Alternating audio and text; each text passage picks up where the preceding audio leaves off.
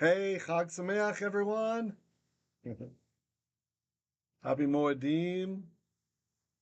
So glad you all are here. Please give me a if you can hear me okay.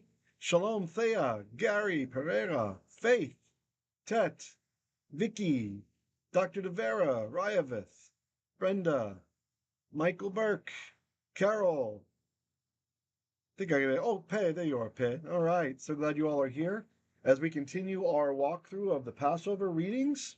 Now, we're not going to hit them all this year, but at least we have a strong showing on day one and part of day two. So maybe next year we'll be at that pace. I just want to keep you abreast of something that's coming up. We have coming up within the next couple of weeks, Bezat Hashem.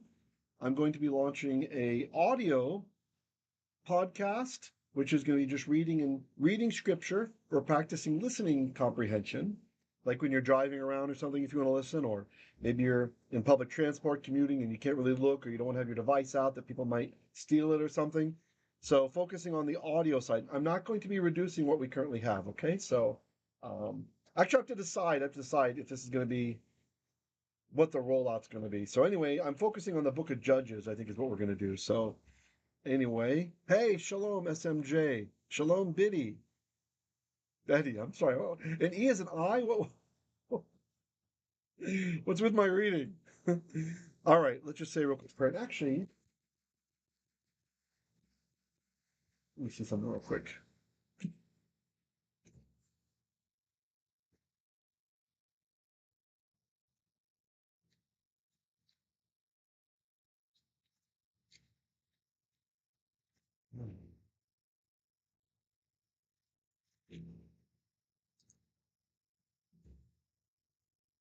Feel led to read Psalm 17 as our opening prayer. So let me just shuffle stuff around a little bit.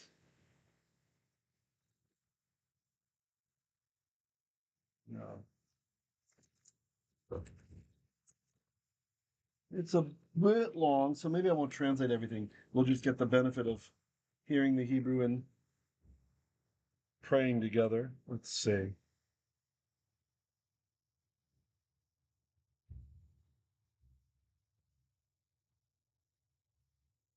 All right, so we start with the one line at the bottom, then we'll change pages really quickly. And I'll just use the stylus here because my yod has taken a walk. Right, so verse 17.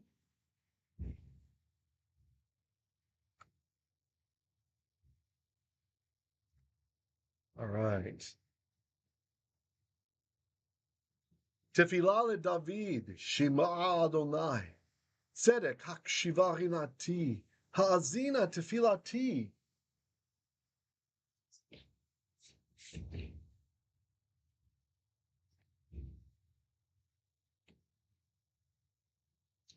Belo siftei mirma, milfanecha, mishpati yetzei einecha, techezena, mesharim. Let me make sure that's focused.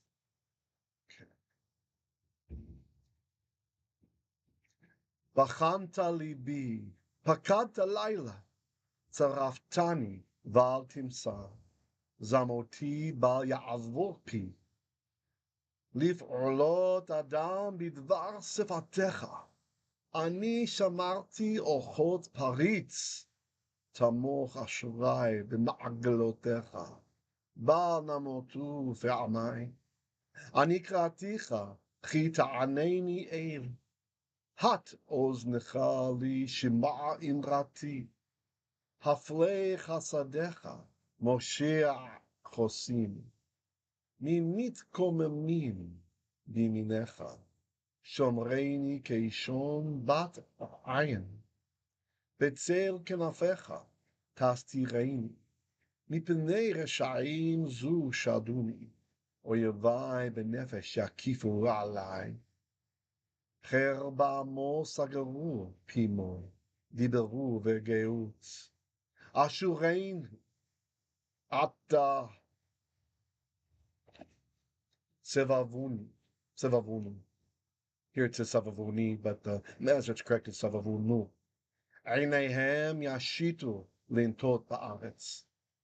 Dimyono ke'aryeh yichsof litrof. V'chek וככפיר יושב במסתרים. קומה אדוני, קדמה פניו. הכריעהו פלטה נפשי, מרשע חרבך. נמתין ידך, אדוני. נמתין מחילת חלקם בחיים. וצפונך תמלא ויתנם. ישבעו בנים, והניחו יתרם לעולליהם. אני בצדק אחזה פניך, אשבע בך בהקיץ תמותתך. Okay, great. Nice opening prayer with Psalm 17 there.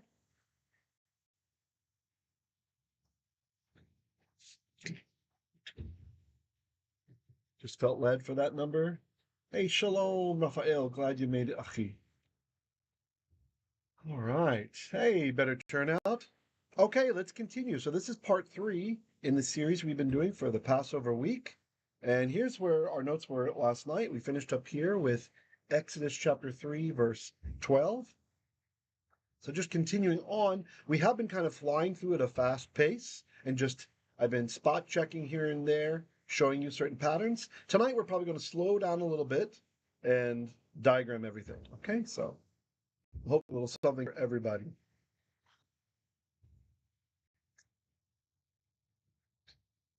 Oh, and if you'd like to contribute to what we do, you can sign up for monthly donations here.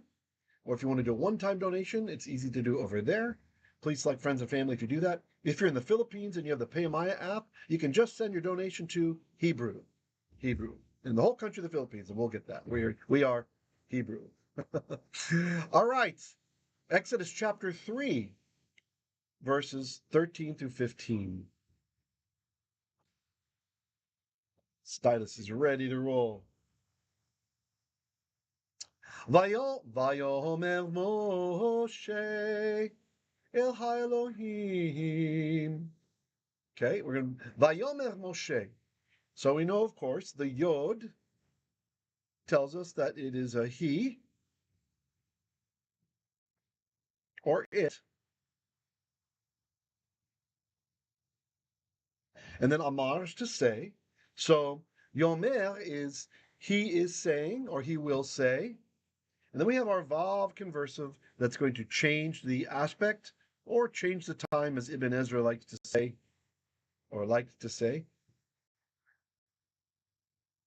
So Yomer, he will say Vayomer, and he said.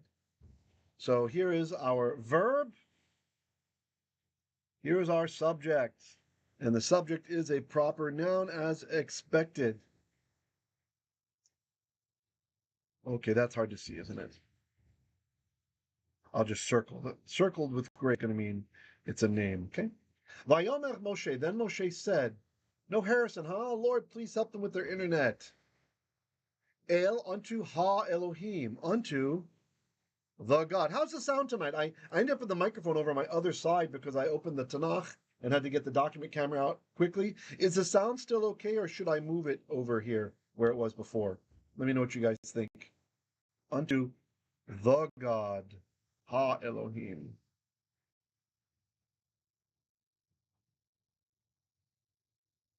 The. Hey, Shalom, William. Great to have you, Anokhi. Hine, behold, Anokhi, which is just another way to say ani. There is no semantic difference between ani and Anokhi. They both just mean I. A human can also use Anokhi, okay? I just say this because I remember a few years back, one of my advanced Hebrew students told me that she had heard, I won't say the guy's name, I remember the name, but I won't say it. I had heard a Messianic teacher sharing that Anokhi is when God is speaking, and ani is for human, right? Then that's just not true. They were interchangeable. Anokhi is just a holdout from archaic Hebrew. Okay? So ani, Anokhi, both mean the same thing. There's not that distinction of God versus somebody else. There are places in the Bible where a person says Anokhi. So Anokhi, or if you like Ashkenaz, Anochi. Anokhi, I, va, el bnei Israel. I will come And even though it's perfect, you might think it's a past, but he's giving a scenario. He's pitching a scenario to Hashem. Hey, Shalom, Ani, you were just on my mind, and there you are. Bam. Love it. Anokhi va, I will come. And you couldn't say it this way in modern Hebrew, by the way. So you'd have to say avo, I will come. But this is the perfect. Anokhi va, I will have come, el unto bnei Yisrael, the children of Israel. And let's mark this construct. By the way, do you guys hear background noise? I'm not sure how good this microphone is at filtering out noise that's beyond my door. There's some loud stuff happening there. Let me know if you're hearing that, so I know if I need to yell at anybody or not. Are you hearing that noise or no? So I'd rather not yell. All right, construct chain, and the last word is definite. Yisrael. Yeah, let's just circle it with gray.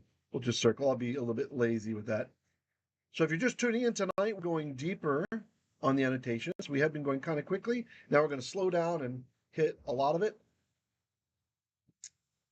Ve'amarti. Okay, great. Thanks, Gary. Good. No background noise. Yeah, I don't have to shout. Amar is to say. Amarti, that T at the end, tells you that it's I.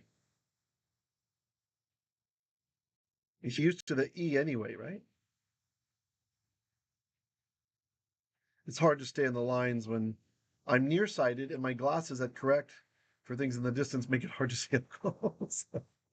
So I. So amarti is I said. And then we have our vav of power changing the aspect, or you could even say changing the time. Ve'amarti, and I will say, right? So this really proves that ba is in fact in the future. So Anokhi va, I will come, el bnei Israel, unto the children of Israel, ve'amarti, and I'll say, lahem, to them. So the lamed is two.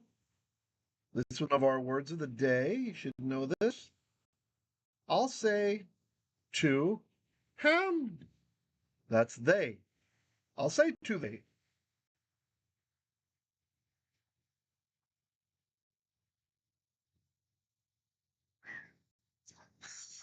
Boy.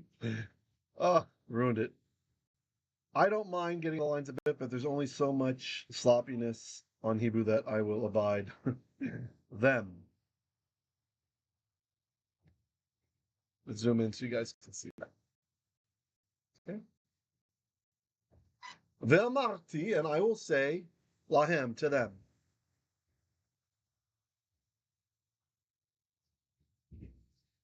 Elohei avoteikhem.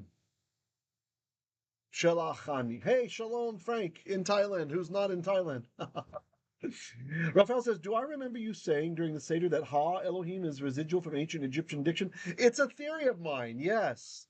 Because that happens in Egyptian language. Whenever you're reading a monument in Egypt and it's talking about the god that particular cult was dedicated to, they'll say the god. And so I kind of find it interesting that we have this sometimes in Hebrew too. And we have other little residual things. So it might be an influence from Egyptian, but it might not be. Egyptian language, it's a Chamaretic language, but it's on the boundary with all the Semites, right? So there's a crossover. There's some crossover. Like a lot of the pronominal suffixes are the same in ancient Egyptian as they are in Hebrew, right? So who influenced who can say? And it's just a theory of mine, just kind of a thought. Not even a theory, let's just call it a thought, okay?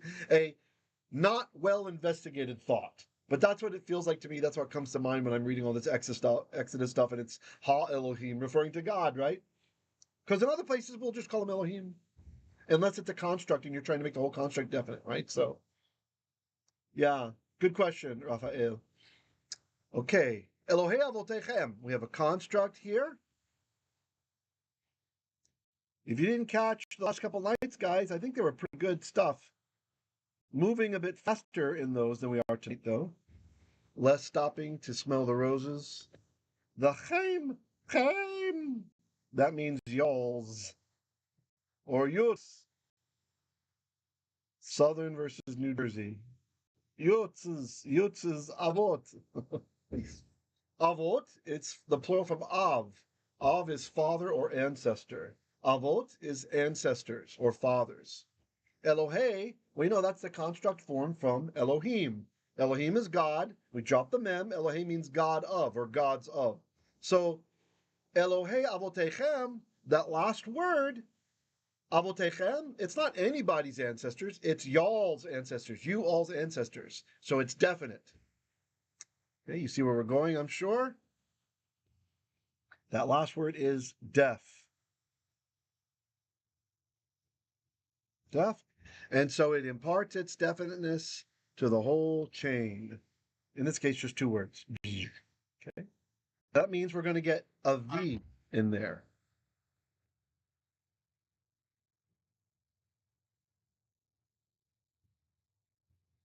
Can I see that okay?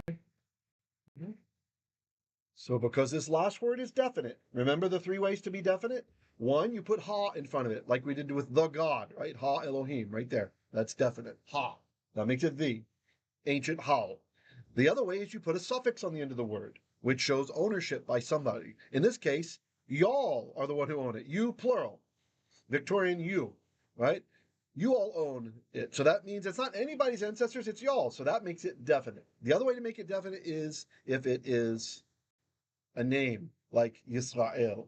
That is definite. It's not any old people, it's Yisrael. Those are the three ways we make things definite in SBA, Standard Biblical Hebrew. Okay?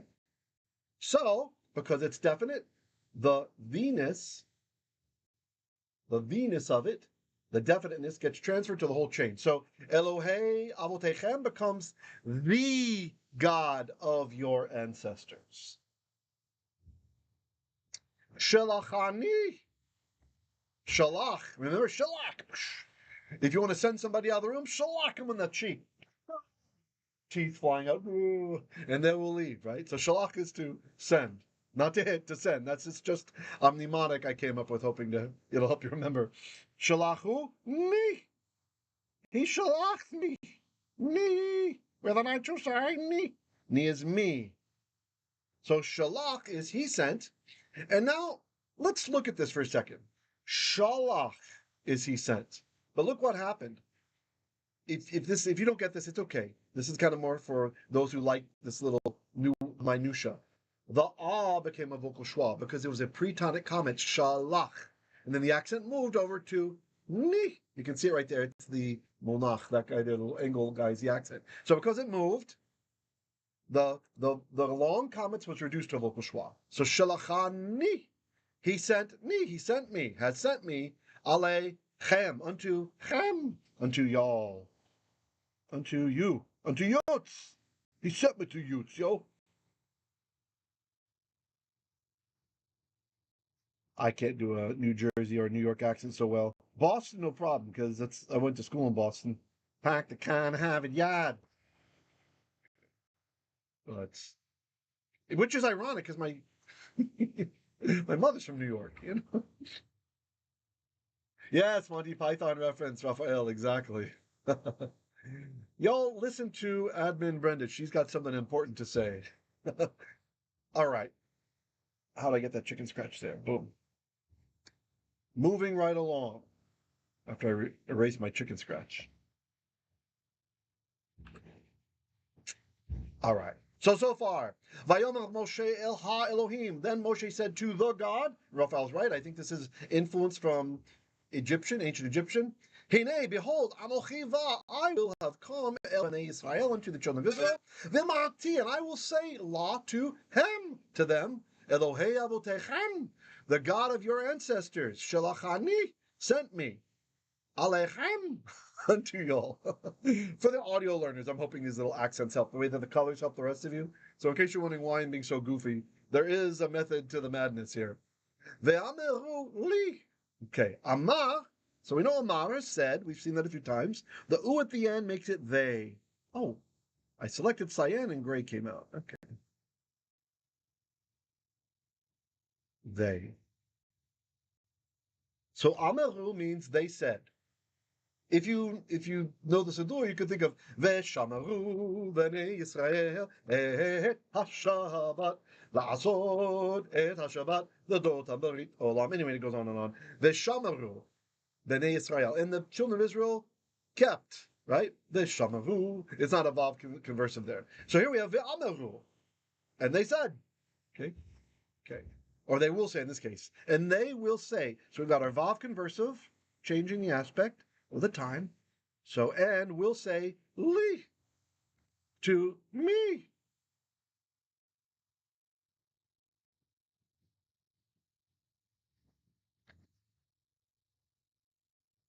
So the lamed is 2, and the I is me. You guys on cell phone set okay? Go. Zoomed in. Boom. The Amaru, and they will say L to I to me.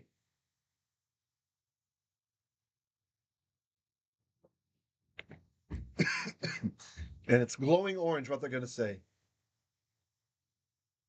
Oh, yeah, how sad, Tet. Admin Tet just noticed there's only 15 likes out of 27 viewers.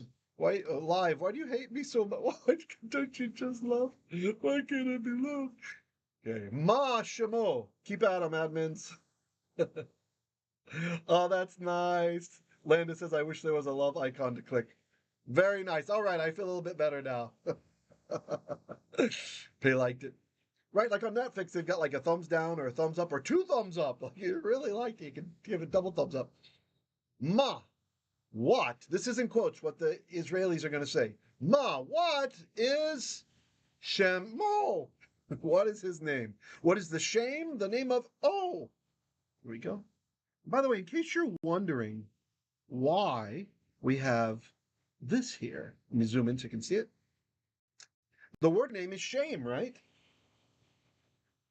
And it will change to Shem with just the 3 little dots if it's of. But when you put a suffix, oftentimes we just get the vocal schwa. What happens is a tsere, a pre-tonic or a tonic, either one, a tsere, if you move the accent, it oftentimes will behave similarly to the pretonic qamets. Again, if you don't know what I'm saying, it sounds like gobbledygook, it's fine. This is directed immersion. It's good if you learn a couple things every time and the rest just washes over you. That's fine. Every time your goal should be to learn a couple things solidly. And then a year will go by, a couple years, you're like, oh my gosh, I can understand this stuff. What's happened? What happened? Learning like children, but a little bit better than children because you can we'll explain the patterns and stuff, right? Ma Shemo, what is the name of him? What is his name? His name. And if you auditory learners have any suggestions that could help you better than my little, me, let me know. And I have a comment here I want to share with you. The Rashbam, well, Moses' second objection is related to the inability to represent Israel without a mandate from the people, even without even knowing the name of God, for whom he is now asked to speak, right? He doesn't know God's name. The title God of your fathers was a widely used Near Eastern epithet. Pardon me, not Rashbam, this is Sarna. So many countries, they did this. They said the God of your father. It was expected that you would follow the God of your father. You would worship the God of your father. To this day in the Middle East, the largest religion in the Middle East, in Islam, they just assume if your father is a Muslim, well, that's the God of your father, so you're a Muslim also, right? So you can kind of see it's kind of survived in that particular cult-like system. So by asking for God's name, this is Nachum Sarna, by the way, the Jewish scholar Nachum Sarna, Moses implicitly denies knowledge of it, as the Rashbam notes. So he's leaning on Rashbam. So here it continues, Ma Omar Aleihem. And look at this here. This is kind of tricky here, guys. There's a double thing happening here. I'm going to expand it a bit. Okay, I'm going to expand it. Though I tried to make it bold, but the bold and the white isn't really helping so much. Sorry. I wish I could draw when I zoom in. I don't know. It won't let me do that. But here's what I'm going to do. I'm going to rewrite it up top, okay? Because we have some nice area there that I think it'll be easy to see that on. So the verb is amar. Can you guys see that okay? Amal, which is say, okay? And then what's happening is we have another aleph there. Even though you can't see it, this is, if I would kind of draw it something like this, like we have an aleph, we have another aleph underneath. See? It's really just one, but this is just a visual mnemonic I'm trying to do for you guys. So when what the rule is called, if you want to search for the grammar and find out all the stuff, you grammar junkies, that's fine. All I expect you to do is recognize the pattern, okay? You don't have to know the names of things. You don't have to know the names of the rules. If it's helpful, great. If not, let it wash over you, okay? focus on the meat of it. We want to read and understand. When you see like this, a verb that starts with an aleph, they're called pei aleph verbs. Hey, pei, it's named after you. Because that first position, you guys remember I showed you pei, ayin, lamed. Those are the positions, which mean position 1, pei, position 2 is ayin, position 3 is lamed, because that spells out verb in Hebrew, pa'al, right?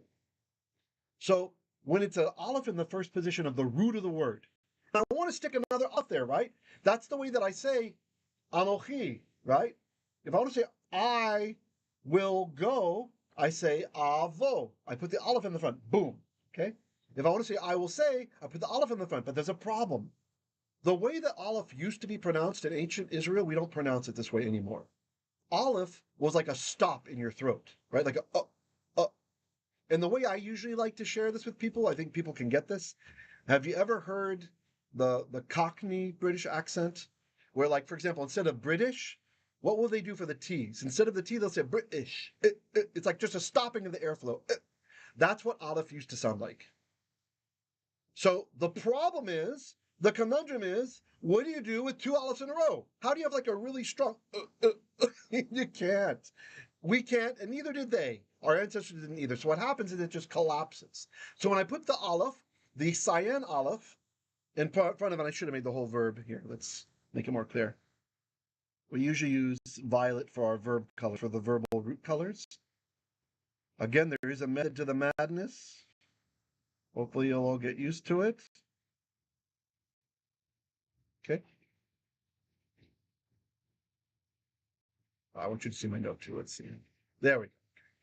So aleph, you see the kind of purple color, aleph, mem, resh, that's the verb. And then the cyan up top, I have the aleph at the front, that reminds you of Anokhi, or ani, I. So when we put that aleph in front, and there's another aleph, they combine. They coalesce. There's just one. Okay? And kind of the hint is, if you're looking at a verb, and the verb starts with an aleph, and you can't figure out, what is this saying? Who's the subject? And you don't see something around, then it's either the command, emol, or it's I will say it. And here we have the vowel, so we know it's not the command. Omar. So if you have a friend named Omar, his name basically means I will say, or I am saying. I don't know what it means in Arabic, but in Hebrew, that's what it means. Omar means I'm saying, or I will say. Okay, you guys get that?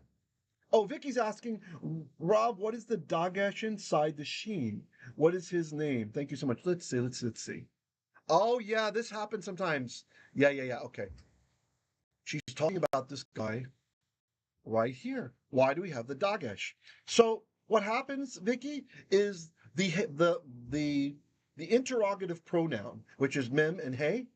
You might notice some places it's ma, some places it's meh, sometimes it's ma with a T, which would be like mo in Ashkenaz pronunciation.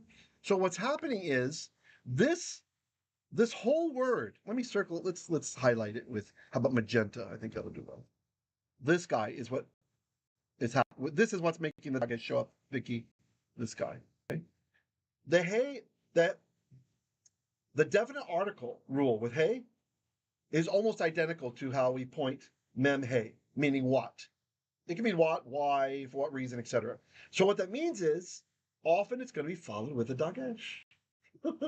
Just like ha, right? Just like when we say the king, right? We say ha melech, and there's a dagesh in the mem, right? Ha melech. Same thing's happening here. Ma shemo, right? So for some reason that, maybe it's because they wanted to make sure you didn't think it was just the preformative ma. Like, we don't want to think it's just this guy, right? I think this makes sense. We're trying to figure out why this happened. Linguistic history. Because if you just put ma in front of something, like you preform it, well, that's the way that you show the he-fil active participle. So that could be confusing to listeners, right? So probably what they did, our ancestors, they would double that next letter, just like we double it when we put the word the in front, to show that it was hal. It was the ancient hal, right? And the lamed assimilated. So we double it. So you could hear it, right? So probably something similar is happening here, so that you don't confuse it with ma, just the mem without the hey. You see? So ma, instead of mashemo, it would be mashemo. Nice question. Hey, shalom, Apologia 315. Welcome. And Veronica, welcome. All right, nice turnout tonight. In case you're wondering what's happening, we are on part 3 of our Passover teaching that's covering basically mostly from day 1 of Pesach, from the assigned readings that are traditional, and also a little bit from Exodus chapter 3 too. Okay. Did that answer, Vicky? It's similar to the definite article, the way that you point that word, which means it affects the words after it as well. And for the rest of you, if that's too hard or weird, don't worry. You don't have to know that. Like, we can see that and still understand it, right? If you feel like kind of sad or a little bit disappointed that you're not understanding a lot of what we're talking about, don't worry. You just need to get to where you're recognizing patterns. And if you know that ma means what, well, we're not just having to hear the word, you're reading it. We have the Bible with all the vowels and all the marks, and it could just be a mystery to you, even what Vicky was asking. Vicky's kind of advanced, so that's why she's asking. But it could just be with or without the dagash. You recognize shemo and you recognize ma, you're fine. And it could just be a mystery that you tack away later. Why is that not? By the way, everyone is always, it's always fine to ask advanced questions. I like it because I want the immersion classes to have something for everyone. If you're just learning how to read, or if you're advanced and been studying Hebrew for 10 years, plus, I wanted to help you. I wanted to help get you to that next level, okay? So you're all good with all your questions. I remember the name Apologia 315. Yeah, that's a great username. All right, continuing on. Ma Omar, what shall I say? Alehem, unto him, to them.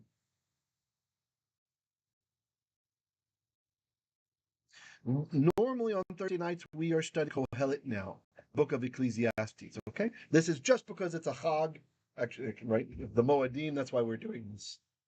Vicky says, oh, great, just like in construct, how the way you've been telling us, however, there's a suffix in the end. What's the name of his? Yes, exactly. And in fact, Vicky, that is actually the rule. If you want to put a suffix on the end of a word, technically the word goes into the construct first, and then put the name on. So it really is like name of him. That's really what it is. You're right. Good. You're very welcome. Okay. Continuing on. Everybody okay? Actually, I'm going to take a drink and give you guys a chance if you have any other questions to ask. I'm right here. Just going to mute my microphone so you don't hear my slurping, but I'm here.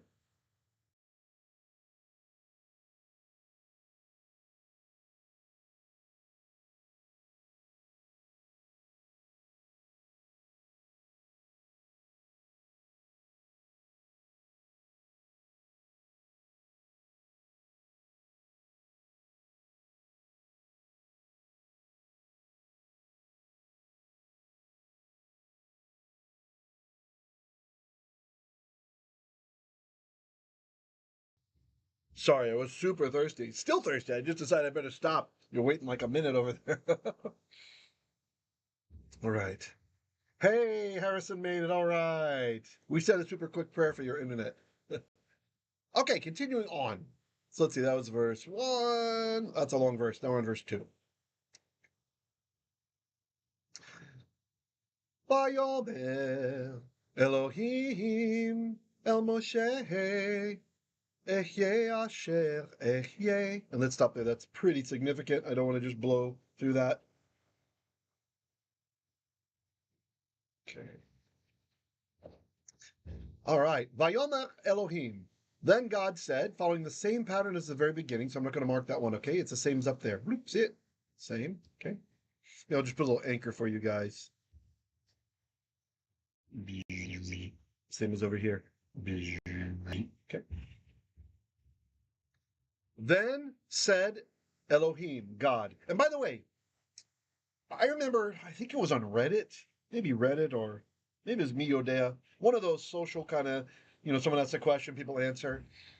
So I remember some atheist was claiming that the ancient Hebrews were actually evolved from paganism, right? From polytheism, rather. That we had kind of gone from having multiple gods to having one.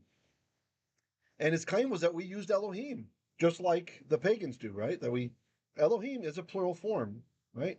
Hold on. Let's mark it here. Right? See the im, right? The im is a plural, right? As opposed to just El or Eloah. And so he's making the claim that, well, it's very clear that they held on to Elohim like gods and then kept using that. And then I replied, so you might see this, I think it was Reddit, it was many years ago, but they keep everything, right? So, and I replied and said, well, no, actually, it's the opposite is actually true. Because in the Bible, when the pagans use Elohim, the verb will be in the plural, right? Because they did believe in many gods. The polytheists, I should say, not necessarily pagans, the polytheists. So it'll be in the plural. But when Israelis use it, it's in the singular. And this verb is in the singular. If it was polytheistic, it would say vayomer, veamru. And they, the plural would be there to agree with the plural ending. And that's how you use it if you're talking about other gods, right? You put the verb in the plural. So the Hebrew grammar is so awesome because it's on the one hand, using a plural form for our God expresses his complex unity, one would say, right? And then the other hand, we have a singular verb. He's echad, he's one. Our God is one. So I just love that. So if someone brings that kind of thing to somebody, they might think, oh yeah, wow, there might be something to that, right? The guy knows enough Hebrew to be dangerous, is what I'd say, right? He knows enough to be dangerous, but while simultaneously not knowing what he's talking about, so just wanting to destroy people's faith, but not really understanding the language like at all. So, I like my sound effects. Thanks, Harrison. Sometimes I even forget that I'm making them, so I had to stop. I'm like, wait, is there something wrong with the microphone? All right, vayomer Elohim. Then God said, El Moshe, to Moshe, Ehyeh asher ehyeh. They're very enigmatic. And I'm going to just mark up the first person markers. I was showing you right here how we had two aleph on top of each other. Now you'll see the aleph the way that it naturally shows up when it's saying I on the verb, okay? Here.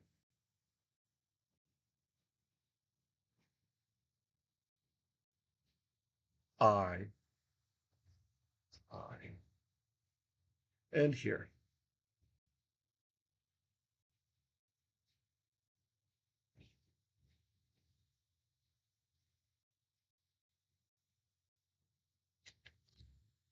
Ehyeh. So the verb haya is to be, to become, to exist. Mm-hmm.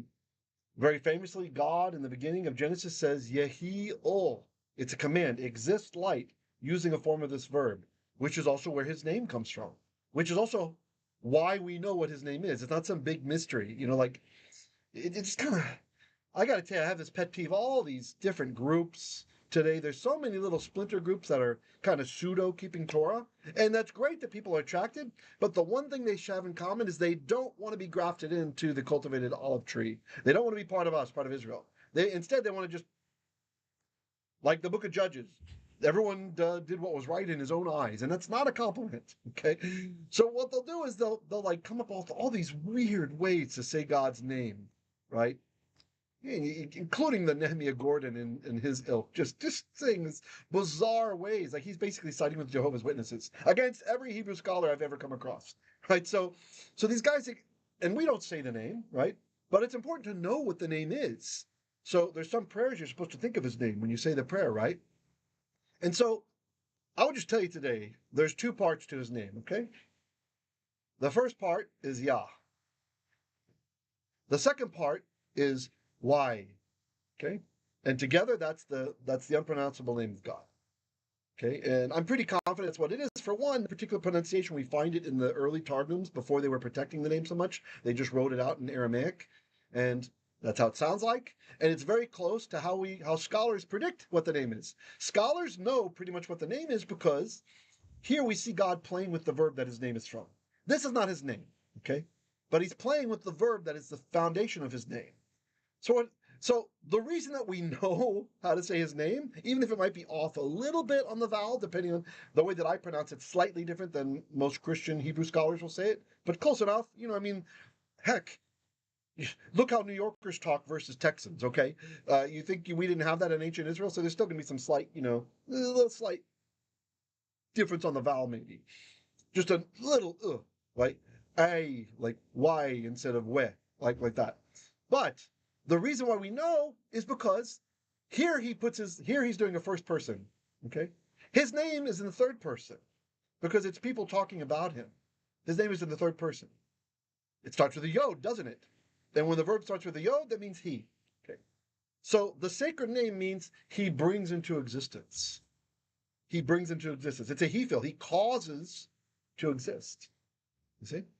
And so because we know how verbs work in Hebrew, and he's playing with his name here, it's almost like a hint, right?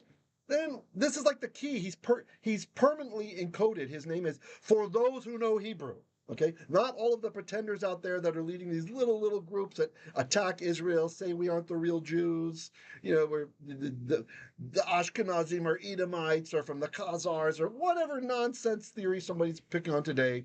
Basically, just a new kind of replacement theology. I got news for you. We're the Jews. We are Israel. We've been around for a long time, and you can track historically the route that our people took when we left Israel 2,000 years ago, all the way up into Europe and then to the other places. There's all these eyewitness accounts in various countries that saw where we went. We're the ones who kept the language alive. We're persecuted for our identity as Bnei Israel, and now we're back in the land. We're the 26% Nobel Prize winners, and I'm not just talking about the goofy Peace Prize, you know, like the real science stuff. We're the head and not the tail. God is using us mightily. There's no question that Jews today are descended from Israel. And of course, all along people have been grafting and joining us. Also fine. Okay, so that's the same kind of goofy groups like to play with the name, like to tinker with the name, so they can have some kind of secret knowledge. But I put to you, have you ever been to one of those groups? Have you ever seen one of those teachers who's fluent in biblical Hebrew? Who can read the stuff and just understand what they're saying? Jews don't think this weird stuff about the name. Okay, we know what the name is. Neither do serious Christian scholars. Like Dr. Michael Heiser, may he rest in peace. He knew the name. Because it's a first-person he fill verbal form of hayav alamet verb. Okay, so we know what the vowel should be on those kinds of verbs. And guess what, folks? Put the vowels in. It's not Yehovah. I can guarantee you that's not what it is. So we know the name, and now I rarely say how to say the name. I just said it, but I didn't pronounce the name. Notice I did in two halves. If you ever teach anyone, you should do it that way too, so you do not actually pronounce the name. Yeah. Nice, thank you, Landis, seconding that. Apology 315 says the LSB is consistent in what Rob is saying. Thank you. I haven't seen that translation, but I've heard a lot of good things about it. Excellent. Apologia avoids it. Yep, that's great. Very nice, Achi. Good. So, here, God is hinting about his name, but he's also helping Moshe to protect the name. Right? Instead of Moshe just showing up in Egypt, hey, Yod-Hey, Wow-Hey sent me, and like pronouncing it, and then like the people pick up stones to stone or something. God says, here's what you tell them. Tell them, Echye Asher Echye sent you. I will be as I am. Or, I will be as I have been. Or I am that I am, right? The kind of very famous way that, the reason we say I am that I am is because it translates into Jewish Greek as ego emi hon, right? Or sometimes some alternate manuscripts say ego emi ha'on, right? So 3 or 4 words, depending on which manuscript you go with. That's where you get the I am that I am, right? But it's very hard to translate this actually, because these are imperfects. Imperfect can be any time. It can be past continuing into now. It could be in the future, having come from now. It could be now ongoing, like just now, right? So very nice. He protects his name and he gives it to Moshe, and he's hinting about who he is. And if you remember from yesterday's lesson, or maybe it's the day before yesterday, when he tells Moshe, when he first calls him to come with him, he says, don't worry, Echye, I will be with you. So even then he's kind of hinting, I will be with you.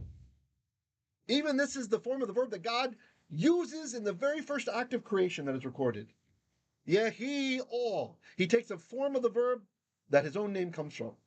Exist, light. Yes, Legacy Standard Bible. Right. Yeah, I've heard a lot. I think you're the first one who shared that with me, Apologia. Yeah. But I haven't actually looked at it yet. Okay.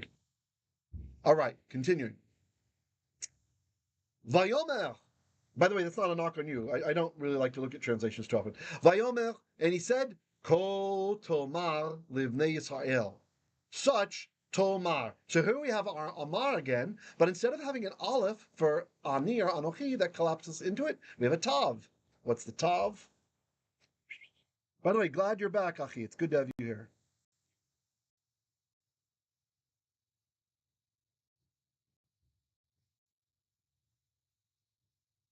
you.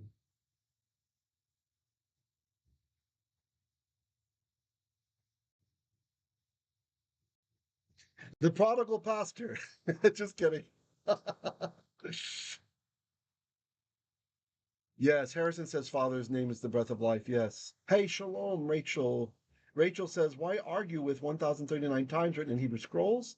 Is the answer to prayer for such a time as this? It has nothing to do with the cult witnesses said to see you attack Nehemiah. No, Nehemiah is not a scholar. I'm sorry. You need to watch my video where I show 77 different scholars that all disagree with Nehemiah, okay?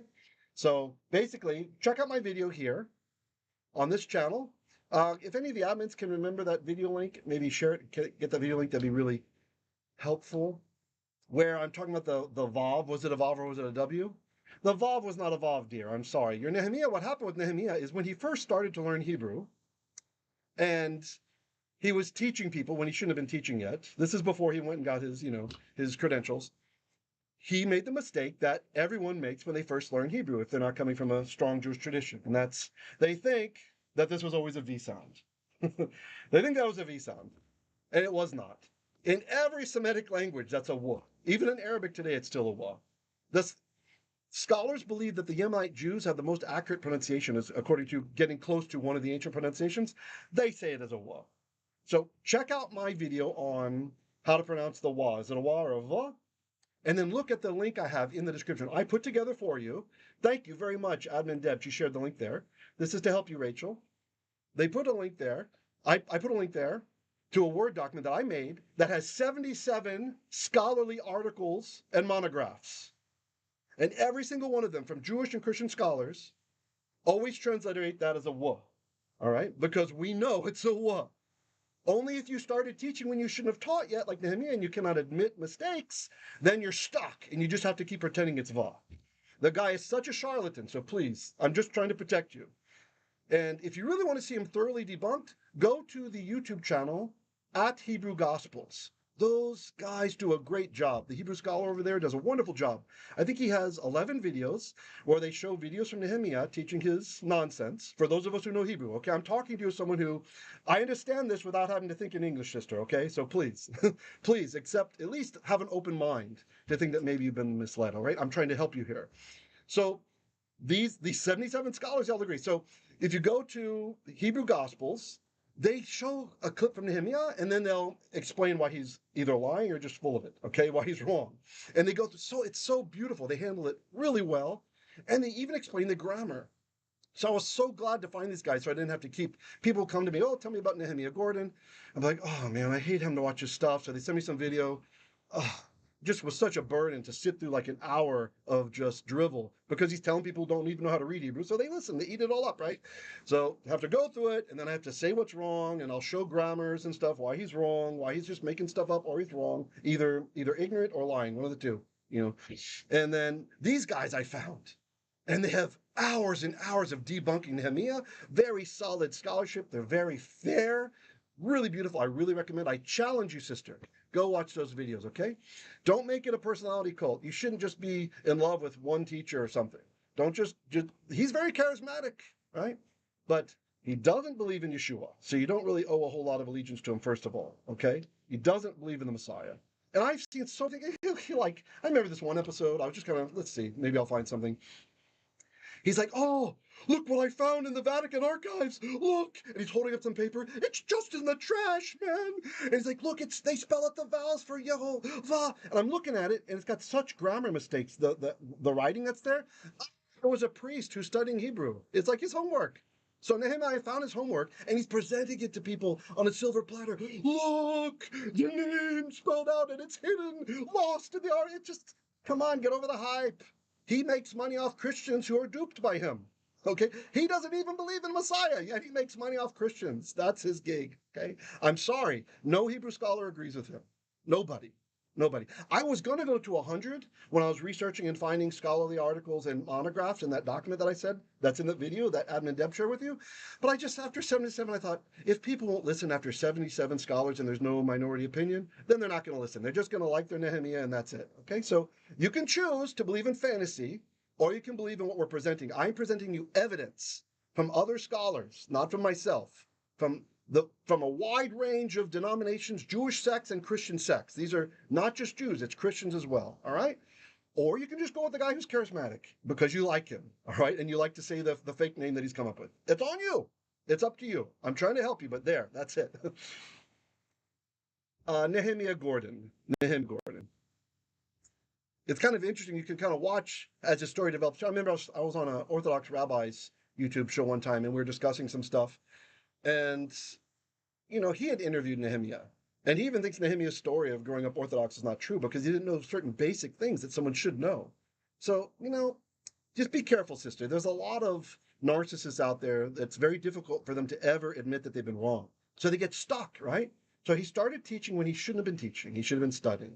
And then he got trapped into thinking it's ava, because that's how it is in modern Hebrew today. Because, wait for it, because Germanic and Polish influence on the language. Okay, that's why we pronounce it as ava.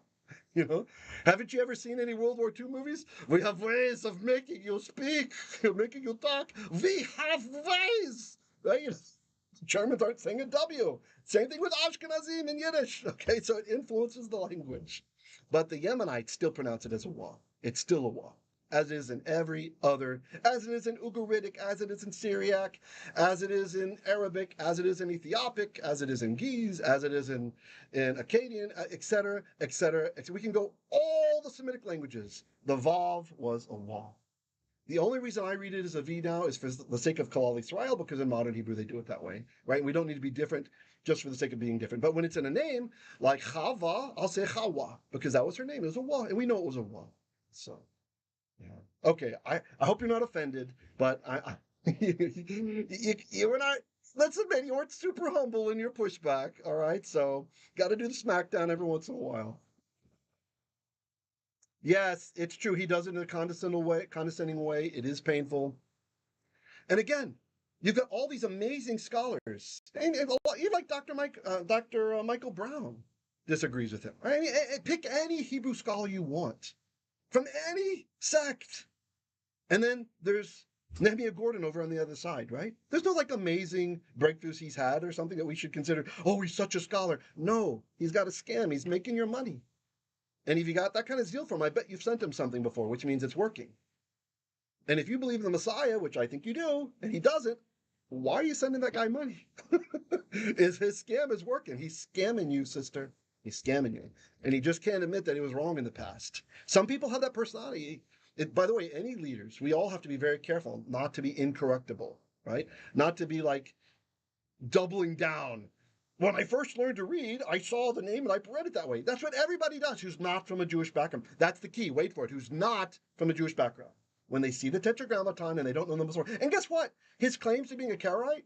The Karaites are the ones who invented this method of protecting the name. It's not just like evil Pharisaical rabbis. The leaders of the Masoretic movement were Karaites. It was Karaite Jews and Pharisaical Jews together protecting the text. Okay, so just a lot of the stuff he's telling you is just not true. It's like Harrison said, it's painfully untrue. All right, but you keep giving your money, have your allegiance. That's fine. Whatever. We're about the truth here. Okay.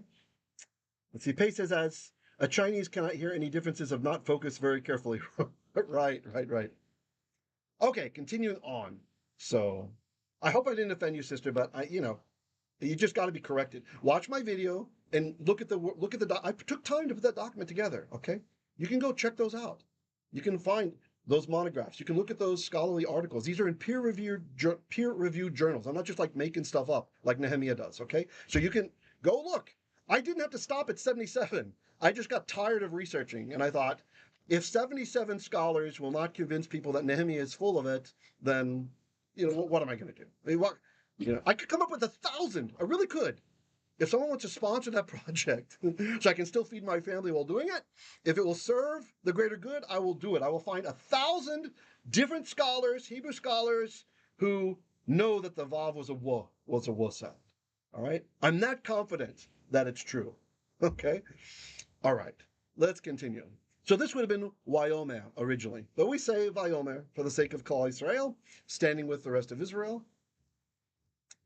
Okay, let's see. Let me get myself. Okay. Vayomer od Elohim. So then he said, Od, again. It's kind of odd in the Hebrew, but this is just how it works. Elohim, God. So then God said again, El Moshe, unto Moshe, Ko tomar el bnei Israel. Such you shall say. See the tav, we got the you. Let me do a quick time check. Okay. You shall say El unto bnei Israel, the children of Israel. You know, I was going to go another 30 minutes because I really enjoy being with you guys live over this Passover season, but I do have an appointment at 10 my time, so I can't do it. We will go a little bit longer and then we'll finish. So children of Israel, again, it's a construct chain. Let's see here. Boom.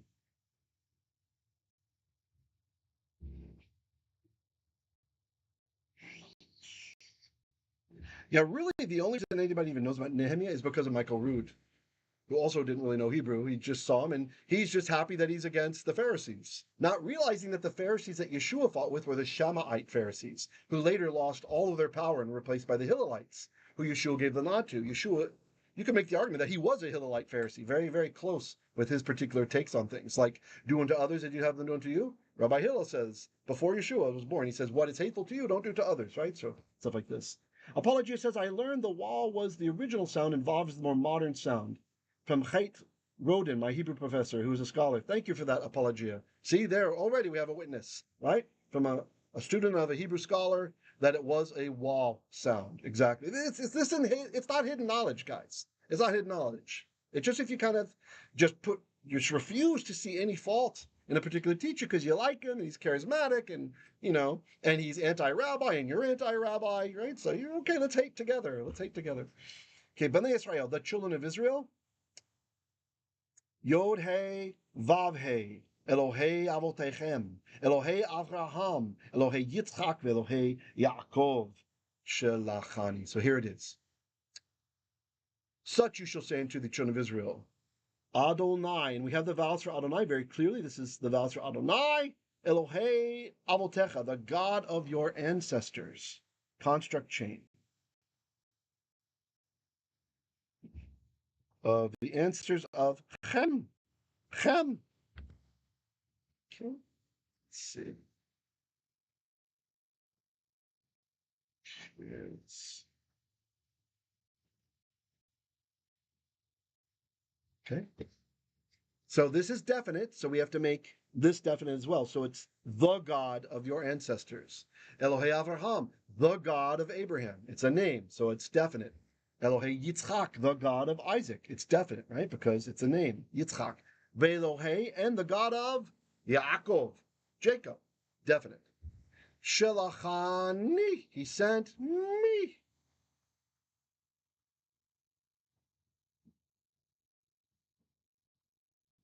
Let me see how we are in time. Okay. Alechem, unto y'all. Okay.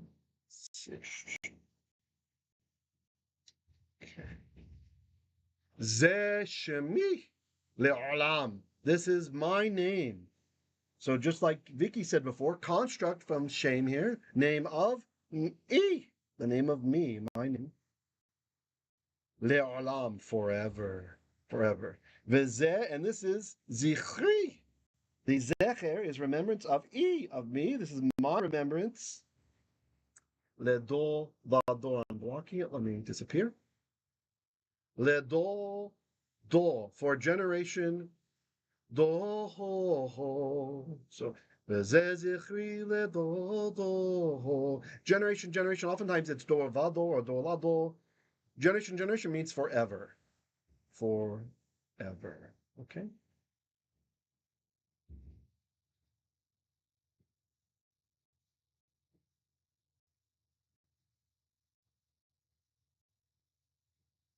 Okay.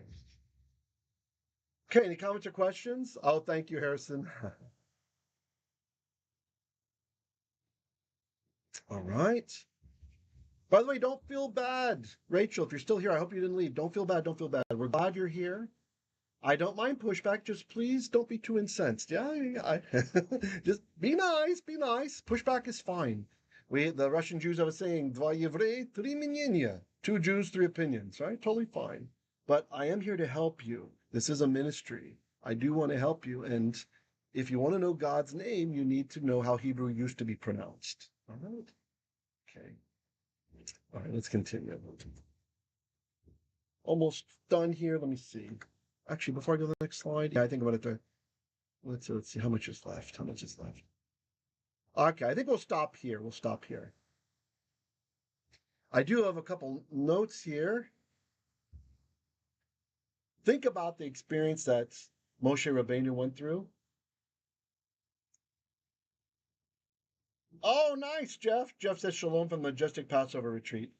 I hope the text speaks to you guys more than anything I can say. Swimming in the Hebrew, drinking the Hebrew, experiencing it, seeing the exact words that God spoke to Moshe at that moment at the burning bush. I hope you guys are as moved as this as I am. I cannot read this without getting goosebumps. It's just so amazing, our text, and we don't have to add to it. We don't have to invent it. We don't have to do anything like that to just enjoy it and love it. Anyway, I'm wishing you blessings. Hope you will have a wonderful Moed, and I will see you guys on Shabbat. Okay. Yes, so glad you're all here. Okay, thank you, Rachel. I just saw your note. That's lovely. That's lovely. Because sometimes I come across kind of hard, and I don't want to offend anybody. So I'm really glad, sister, you're not offended. That's great. That's great. As always, if you want to chat with us, you can meet us on our Telegram channel. We have a couple of them. There's t.me / Hebrew Literacy or t.me / B'nai Yisrael. And both of those will land you in screening areas where the admins will just talk to you a little bit to make sure you're not Islamofascist, for example. Make sure you're kosher, and then we'll welcome you right in. Come study with us. All right, shalom, shalom. You guys have a